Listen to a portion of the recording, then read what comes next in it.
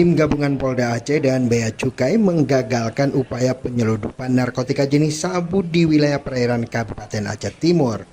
Jumlah barang bukti sabu yang diamankan sebanyak 180 kg dan 2 orang tersangka berhasil ditangkap. Kapolda Aceh Irjen Pol Ahmad Kartiko mengatakan narkotika tersebut dikendalikan oleh sindikat narkoba jaringan internasional Aceh Malaysia.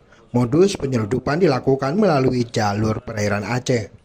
Tim berhasil mengamankan kapal nelayan di wilayah perairan Idi Aceh Timur yang membawa 9 karung yang berisi 180 bungkus narkotika jenis sabu-sabu.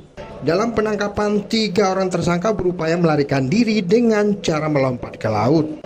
1 orang tersangka berinisial I berhasil diringkus. I berperan sebagai tekong atau pawang bot. Dari hasil pengembangan, petugas kemudian kembali menangkap 1 orang tersangka lain berinisial M